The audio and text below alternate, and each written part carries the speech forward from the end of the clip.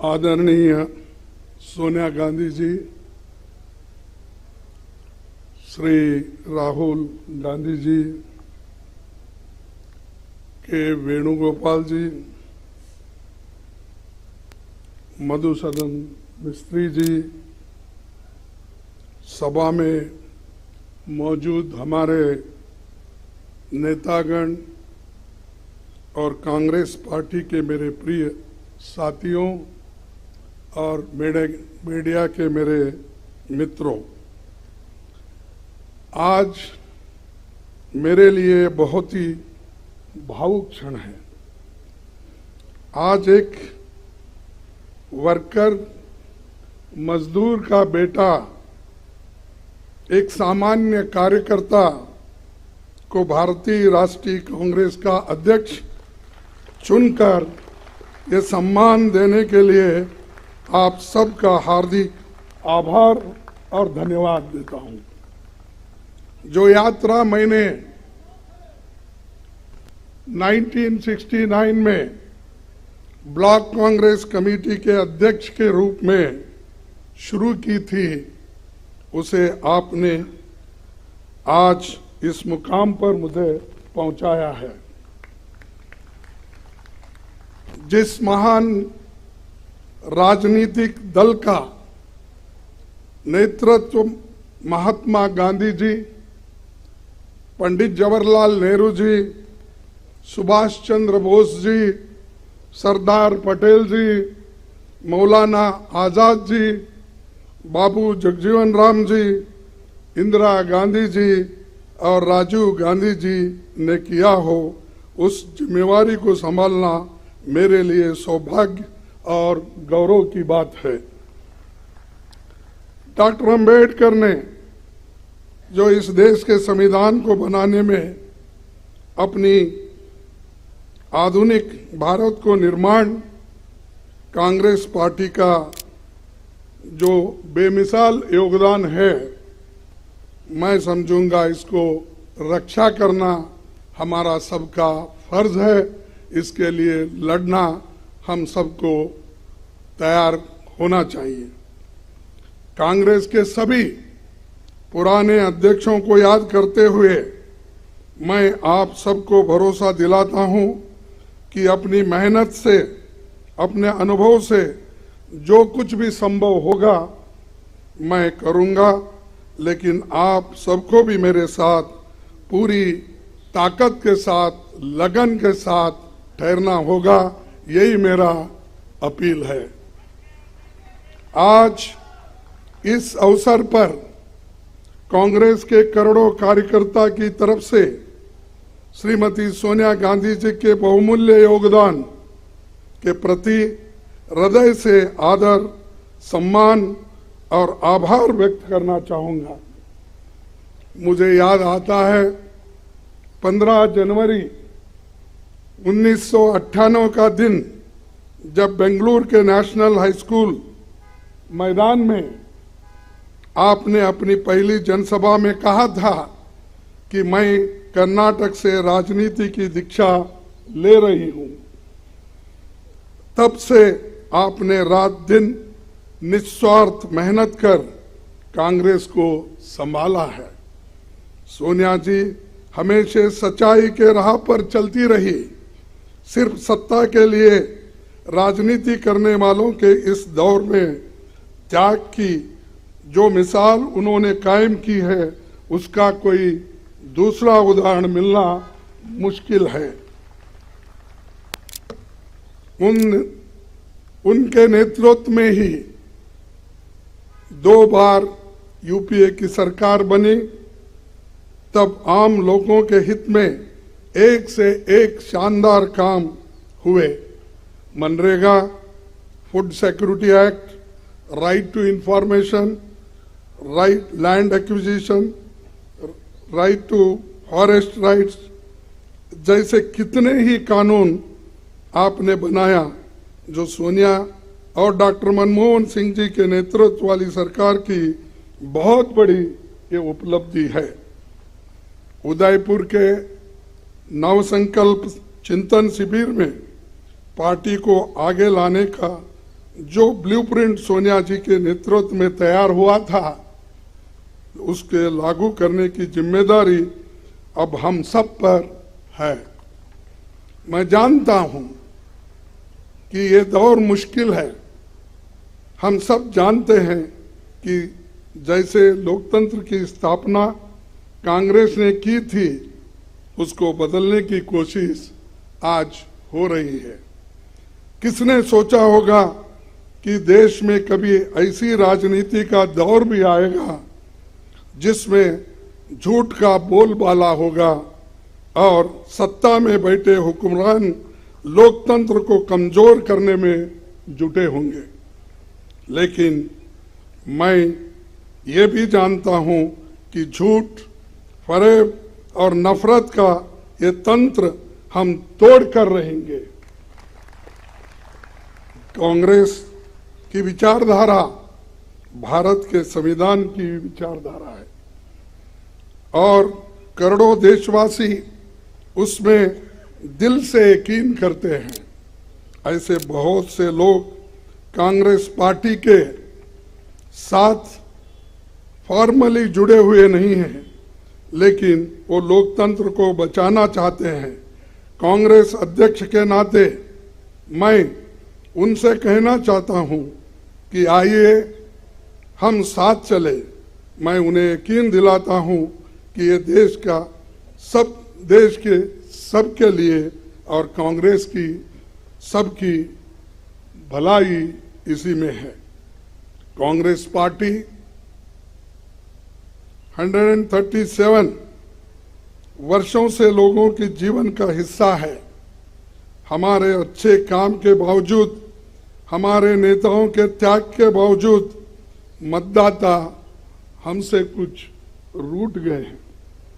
मैं राहुल गांधी जी की आभार मानता हूं, जिन्होंने इस बात को समझा और हर मुश्किल को दरकिनार करते हुए वो भारत जोड़ो यात्रा पर निकल पड़े हैं। वो लोगों से मिल रहे हैं, उनसे सीधे संवाद कर रहे हैं, उनके दुख और दर्द को सुनकर वो हर लोगों से मिल रहे हैं, चाहे वो एनजीओज हो, इंटेलेक्चुअल्स हो, जर्नलिस्ट हो, किसान हो, मजदूर हो, बच्चे हो, सभी के साथ रास्ते पे मिलते हैं, उनके पूछते हैं। फिर जब इंटरवल होता है उस वक्त उनसे संवाद भी करते हैं। ये बहुत बड़ा अचीवमेंट हमारे पार्टी के लिए है और यही बड़ी देन हमारे लिए है, खासकर मेरे लिए है। कन्याकुमारी से कश्मीर की इस भारत जोड़ो यात्रा में हर रोज लाखों लोग जुड़ रहे हैं। देश में एक नई ऊर्जा पैदा हो रही है। इस ऊर्जा को हम व्यर्थ नहीं जाने देंगे। कांग्रेस अध्यक्ष के रूप में ये मेरा दायित्व है। इस दायित्व को पूरा करने में मुझे आपका साथ चाहिए और मैं आपके साथ काम करने के लिए इस विषय में तैयार हूं। मैं नीचे से काम करते हुए आया हूं। एक primary members, block Congress committee, काम करते करते इस पार्टी को जुड़ा हूं और आपके बीच इस पद पर आकर आज पहुंचा हूं। मैंने खुद हर वर्ष मुश्किल का सामना किया, जिसका सामना आम कार्यकर्ता और पार्टी के नेता करते हैं। पार्टी में काम करते हुए जो चुनौतियां आती हैं, जो उतार चढ़ाव आते हैं, जो आशा और निराशा से आप गुजरते हैं, मैं उनसे वाकिफ हूं। इसीलिए मैं विश्वास के साथ आपसे कहना चाहता हूं कि हम साथ मिलकर हर चुनौती का सामना करेंगे। आइए हम कांग्रेस की उस विचारधारा को लोगों में लेकर चले जिसे राहुल जी ने अपने कार्यकाल में एक नई धार दी है। हम जानते हैं कि इस देश में करोड़ों युवा जो भारत को धर्म, जाति, जेंडर के बंटवारे से ऊपर देखना चाहते हैं, जो भारत में शांति चाहते हैं, रोजगार चाहते हैं, विकास चाहते हैं, वैज्ञानिक सोच चाहते हैं, लोकतंत्र चाहते हैं, ये युवा ही देश की और कांग्रेस की उम्मीद है। उदयपुर नवसंकल्प शिविर में हमने तय किया था कि युवाओं को पार्टी में आगे बढ़ाया जाएगा। संगठन में 50% पद 50 साल से कम उम्र के लोगों के लिए रिजर्व रहेगी। युवाओं की इस उम्मीद को पूरा किया जाएगा आप सभी के कोऑपरेशन से। साथ ही उदयपुर में हमने तय किया था कि कांग्रेस के कार्यकर्ताओं को सशक्त किया जाएगा। ब्लॉक, जिला, राज्य और राष्ट्रीय स्तर पर सभी ऑर्गेनाइजेशनल वैकेंसीज भर दी जाएगी। ये होके रहेगा। उदयपुर डिक्लेरेशन में पार्टी के निर्णय जो लिया है कि उस चुनाव के तैयारियों के लिए भी पब्लिक इंसाइट डिपार्टमेंट और एआईसीसी इलेक्शन मैनेजमेंट डिपार्टमेंट बनाए जाएंगे। ये आज के समय की एक बड़ी जरूरत है, इसीलिए इन्हें हम तुरंत स्थापित करेंगे। सभी राज्यों में जल्दी पॉलिटिकल अफेयर्स कमेटी बनेगी।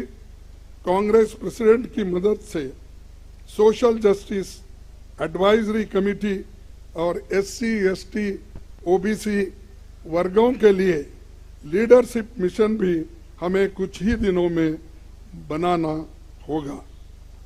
हमें उदयपुर में संकल्प लिया था कि देश में मौजूदा सरकार की अराजकता को मुंह तोड़ जवाब देंगे। बीजेपी RSS का सपना है कि ये देश विपक्ष मुक्त हो। वो लोग न्यू इंडिया की बहुत बात करते हैं, पर ये कैसा न्यू इंडिया है जिसमें युवाओं को रोजगार नहीं मिल रहा है, जहां किसानों को जीप के नीचे कुचल दिया जा रहा है, जिसमें महिलाओं पर अत्याचार बढ़ता जा रहा है और अत्याचारियों को सम्मान होते जा रहा है। ये कैसा न्यू इंडिया है जहां जनता महंगाई से त्राही त्राही कर रहे हैं, लेकिन सरकार आंखें बंद करके बैठी हुई है। भारत की जनता की कमाई और मेहनत बेच रही है, अपने चंद मित्रों के जेब में वो डाल रही है। इस न्यू इंडिया में भूखमरी बढ़ रही है, प्रदूषण बढ़ रहा है, शिक्षा महंगी हो गई है, लेकिन रुपए लुढ़क रहा है। यहाँ सरकार सो रही है, लेकिन ईडी, इनकम टैक्स, CBI दमन के लिए 24 घंटे काम कर रहे हैं। उनके इस इंडिया में दलित, आदिवासी, अल्पसंख्यक, शोषित समाज के लोगों को अपमानित किया जाता है, उनके मौके छीने जा रहे हैं। और आज के दिन इसी न्यू इंडिया में झूठ को सच और सच को झूठ बनाया जा रहा है। यहाँ गोडसे को देशभक्त बोलते हैं और महात्मा गांधी जी को देशद्रोही बोलते हैं। यहाँ बाबा साहेब के संविधान को बदलकर संघ के संविधान को लाने की कोशिश हो रही है। इसी न्यू इंडिया को बनाने के लिए वो कांग्रेस मुक्त भारत चाहते हैं, क्योंकि कांग्रेस के रहते ऐसा हो नहीं सकता, ऐसा हम होने नहीं देंगे और इसको लड़ते रहेंगे। आज मैं खासकर इस मौके पर हमारी पार्टी के नए चुने गए 9,000 से भी ज्यादा डेलीगेट्स, PCC डेलीगेट्स को बहुत बधाई देता हूं और उनसे कहना चाहता हूं कि आप हमारी पार्टी के आधार हो, आप जमीन से जुड़े हुए हो और जमीन से करीब हो। इसीलिए ये कहना गलत नहीं होगा कि आप हमारे कांग्रेस संगठन के आंख और कान हो। आप अपने अपने ब्लॉक में हमारे पार्टी के 6 करोड़ प्राथमिक सदस्यों के सुख दुख के साथी हो। हमारा एक आम कार्यकर्ता जब मजबूत होता है तभी हमारा केंद्रीय संगठन मजबूत बनता है। Today I want to call upon my Congress family to come together to carry the message of Bharat Jodo Yatra to every nook and corner of the country. The message of economic equality, safeguarding constitutional values, communal harmony, more employment opportunities to the youth of India. Let us tell the people of India that Congress with them in their struggles and aspirations. Tell them that we are going to be their voice and that we will work for India that was envisioned by forefathers who gave their blood and sweat for this great nation. Lastly, I would like to thank the chairman of the Central Election Committee, authority, and its members, the Congress party and this team, providing once again the Congress is the only party that truly has internal democracy and that has been proved in this election very impartially conducted by the chairman of the authority. I once again congratulate him. I also would like to thank CWC members, PCC presidents, CLP leaders, and all organizational wings for their support and cooperation that they extended for conducting this election smoothly.